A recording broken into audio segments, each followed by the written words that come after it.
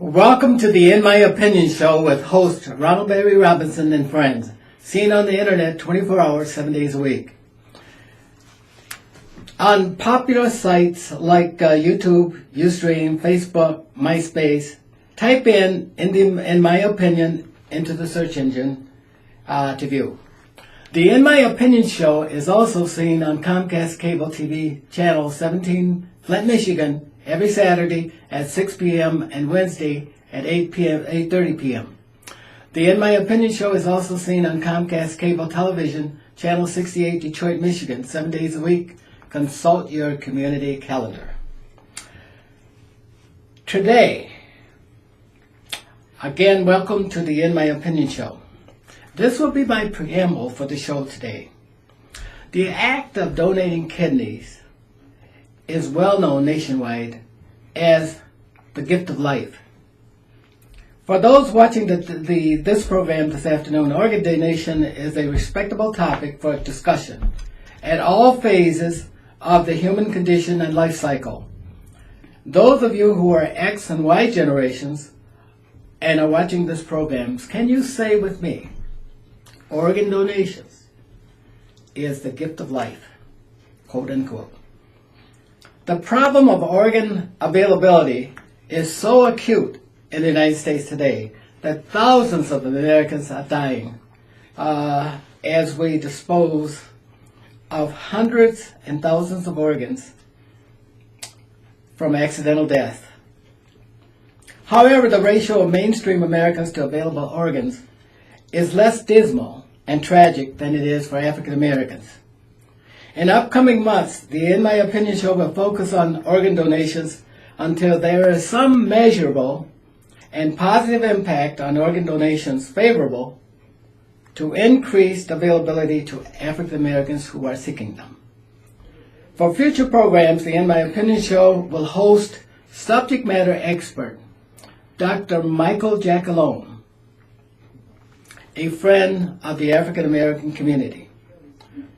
Dr. Jackalone is Chief Medical Officer for Hamilton Community Health Network, who will discuss organ transplants from the medical perspective and practice. Today's guest will share compelling stories of why it is so important for you to sign a pledge card should circumstances arise that allows you the opportunity to become an organ donor and give the gift of life. Simply call the number on your screen and ultimately call the foundation, the American Foundation, Kidney Foundation, or the National Kidney Foundation, or the Secretary of State of Lansing. Today, I have two outstanding guests. One is an organ transplant recipient.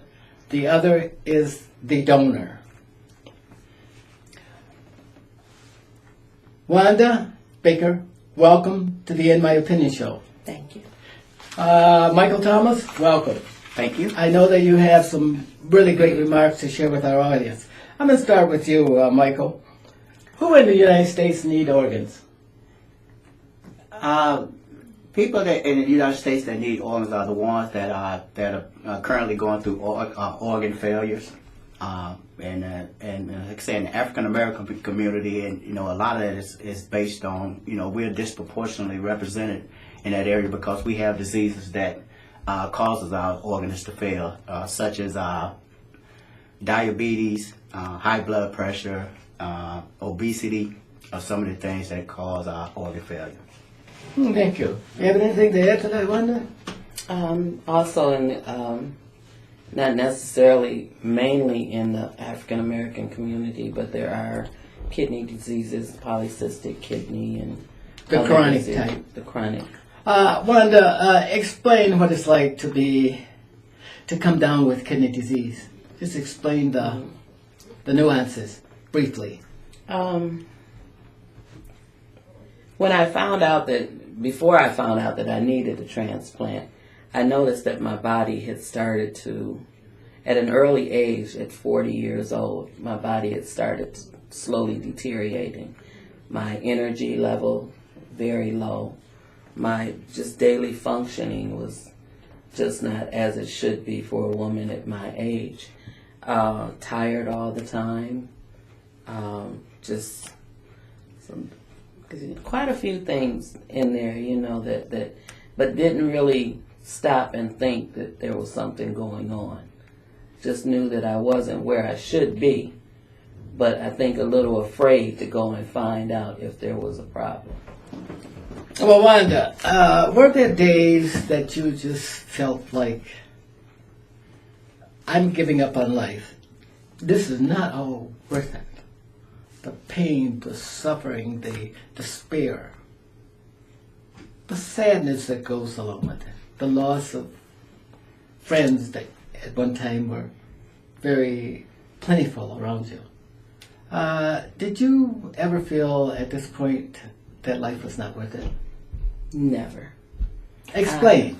I'm a Christian first and foremost. I have faith that God has a plan for all of our lives. And we're all going to go through tests and trials. But I never would give up on God, because I had the belief that whatever the problem is, God will fix it. So when seeing my family, my disease runs through my family. So I had seen my mother, her health decrease because of it. I had seen other family members' health decrease because of it. I lost 2 brothers with it. So of course, you're gonna have that. You get nervous, but you know that everybody in every situation is different. So your mother had this first. Are you saying that this is congenital? And how does that kind of stretch out to reach other Americans, Black Americans? Is this something that we typically characterize or something in our health? Not necessarily biology? Just African American. What But ours is disproportionately. polycystic kidney. Yeah. Okay. And it is within the black area, and also Yes. with the white people also. But it is congenital, and it's highly hereditary. How much does high blood pressure impact kidney disease? Now, African Americans are disproportionately come down with high blood pressure. Mm-hmm. Would you agree? Okay. And the danger of coming down with kidney failure is ever present among us, right? As Michael has said, sometimes these are typical of our behaviors, how we live our lives, how the foods we eat and what we drink, and how we take care of our bodies. Mm-hmm. Explain. Well, you're right, Mr. Hatter, that our black community, that our eating habits, where a lot of us are into the fried foods, and we like our rich foods, and I believe that stems from back during the younger years, the early years when we had to eat what we could find, what the other people discarded, they didn't want to eat. We usually could figure out a way to make it taste good, Mm-hmm. And we're used to our spices that we love to put our salt in there and spice it up. So we tend to do that to ourselves, not really knowing the outcome. Wanda, not taking anything away from you, Brother Thomas, but I gotta ask. Now that you know that you have this congenital problem, Mm-hmm. kidney problem, and that same problem may be in my family, and for those out there and many people around the world, around the country who are watching this show today. What do you say to them about improving their health habits? And I want to ask that same thing to you, Michael, as well. But I'm going to give you the first choice there. Since you've gone through it and you know the symptoms, you know the impacts, and I imagine, did your mother die? Mm-hmm. Oh, okay. You've had two brothers die of it. Mm-hmm. You've had your mom died of it, and maybe others have the disease Yes. themselves. So that's now you're at critical mass. Mm-hmm. Something has to be done. And so, what can you tell your brothers and sisters and young people out there who are watching us, particularly those X and Y generations who just live their lives pragmatically? What do you say to them as to how they ought to begin taking care of their bodies to avoid the kidney failure that you've had and that your mom died of and your two brothers? What do you say to them? And then I'm going to want you to follow up, Michael. That's a good question, because until I found out that my kidney, I think throughout my life I lived in denial because I didn't want to accept that this could happen to me. So you don't really think before it happens that, what you're eating, what you're consuming, how you're living your life, can eventually come back on you. But now my natural mother did not raise me, my stepmother did. And I remember she used to tell me when we were young, my real mother. Oh, okay. That's where the bloodline comes from. Okay. But my stepmother raised me from a year and a half on up. And my stepmother used to always tell us when we were young, watch what you're doing now, because when you get older, it'll come back on you. But when you're young, you don't think about that. You think of right now. Does that mean, Wanda, that you practice risky behaviors? No, Eating and drinking or whatever? it means that I didn't stop and think about what I was consuming, or, we all think, I'm living, I want to live my life the way I want to live my life. Why should I have to not have something because I want it, But what's so ironic is the fact that my donor was a man that lives his life totally in a different way than I lived mine. Because Michael never drank alcohol, never smoked cigarettes. I drank alcohol, I used to smoke cigarettes, and he ended up sharing that part of body with me. A good kidney, healthy, good, perfect, youthful, perfect alive, kidney that had never had anything, drugs or anything in it, where when I should have been living the life that he was living, didn't. But he helped me and gave me that part of him that he had been taking care of all those years. What a wonderful story. We're going to get into that later, but I appreciate that response. And I'm glad that for those people out there who are watching this show, that you are giving them some compelling information and evidence that they can engage in activities that could impact their vital organs. And that's great. Michael, what do you say to this? Just to follow up on what Ms. Baker said over there, I think it's very imperative that we examine our lifestyles. And I say that, I've been pretty active all my life, and like I said, I don't smoke, I don't drink. I'm pretty much a health conscious kind of guy. I wouldn't say that, but I exercise quite a bit. I play numerous sports. And I run 2 or 3 days a week, and I stay pretty active. Right now I have 2 little brothers from Big Brothers Big Sisters that are 10 years old, and they keep me pretty active. Anything from roller skating to sledding. So, I think it's very important that people understand that you have to have a balance in your life as far as your eating habits, as well as, getting out exercising and trying to take care of yourself the best you can. Well, that is great advice. And we're going to come back to that, about those kids later. Okay. You say that you came down with kidney disease about 40. Mm-hmm. And here I was thinking you were about 40 years old right Thank here. you. So you looked your life well. At the point that the doctor had informed you, he said to you, Wanda, I got some good news and bad news. And now you know that he says that you require an organ transplant, a kidney transplant. What was your general reaction? Were you, did you have the confidence of promise that organs would be out there for you and someone is searching for you like you're searching for the organs, or did you feel great despair? Oh, Mr. Hatter, when I found out, like I said earlier, that it runs in my family. So I had seen my mother go through this, and I had seen my oldest brother go through it, and my oldest sister. I'm the youngest of 5 children. So out of 5 children, 4 of us have this disease. Me being the youngest, and just, like I said earlier, just going into denial.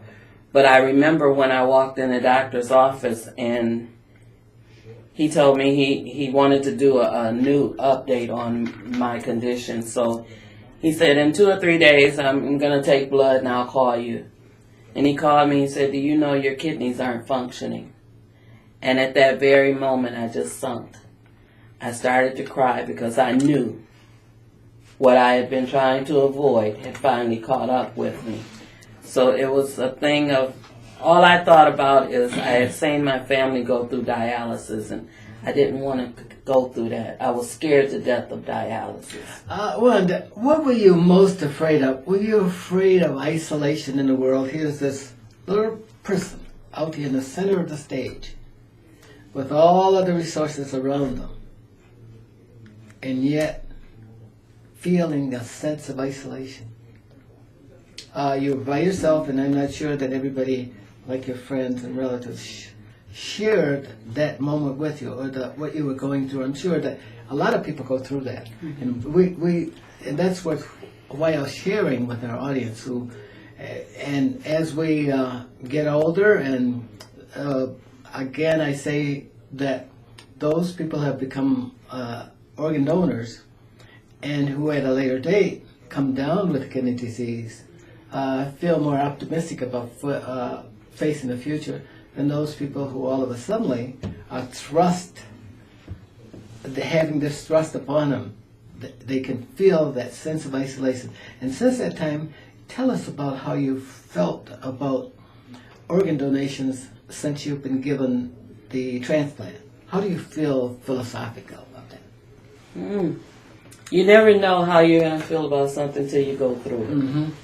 And before my transplant, I couldn't see myself doing it. I couldn't see myself actually getting an operation to give somebody a part of my body. So you're feeling like 99% of the African Americans in this community, or the world, in the United States. I'll You be can see perfectly yourself honest. doing it. No. Okay, but the new generation are much more pragmatic. Right. What do you say, Michael? Well, just to follow up on that, you kind of want to discuss how did I get to the point of wanting to donate? Or? No, we're into that question. Okay. Because I didn't introduce you yet. I wanted to build this background. I wanted to build the crescendo and then drop it down. Okay. Like I say, When you're isolated, and and I know that somewhere out here, Michael's out there too. Mm-hmm. He's part of that resource pool that surrounds you. Mm-hmm. But he's so small you can't see him. You can't sense him. Right. Michael, I don't think you could have. You're not even in the picture yet.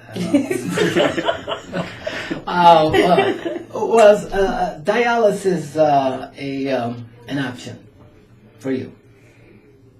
I didn't want it to be, but I knew that the doctor said I had a year from the diagnosis until I would have to go on dialysis if I wasn't able to get a donor. And all this time you're going through painful processes, right? When your kidneys begin to fail, drop down to less than 5%. Oh yeah, you lose your appetite. Does dialysis really improve your outlook on life?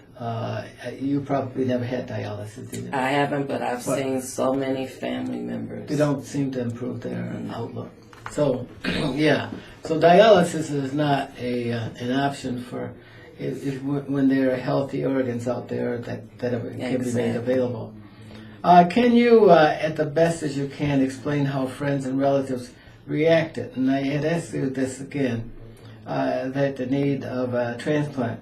Were there signs of caring and empathy and sympathy and compassion or hope? Within my family? Within you. Just everybody. Anybody that's in your domain. Anybody that's in your sphere. Oh yeah, I had a lot Did of anybody come up to you and support. say, here, take this kidney. Here.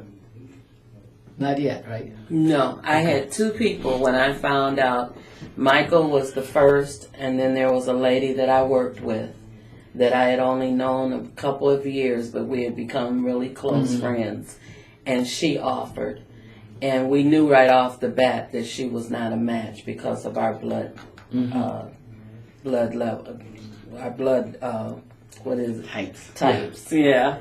So we knew right off, but she still went ahead and got tested. Now, we got to move faster now. Now, when you were first aware that there was a donor out there, explain in a brief narrative how this miraculous situation occurred. Now we're going to introduce the donor. I've known Mike about, I'd say, a good 20 years or so, and we lost touch with each other, and our families went to the same church.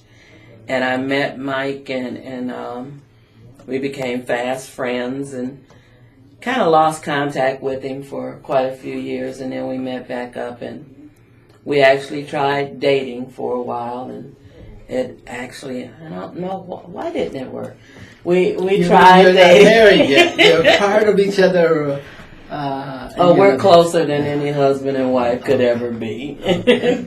But he, actually, I didn't even tell Mike that I needed a kidney. Mike heard it, I think, from his mom. And as soon as Mike heard the news, he called me. And he said, Wanda, if you can use it, you can have one of mine. And at first thought, I thought he was kidding. I really thought he was just kidding with me. And he didn't waver.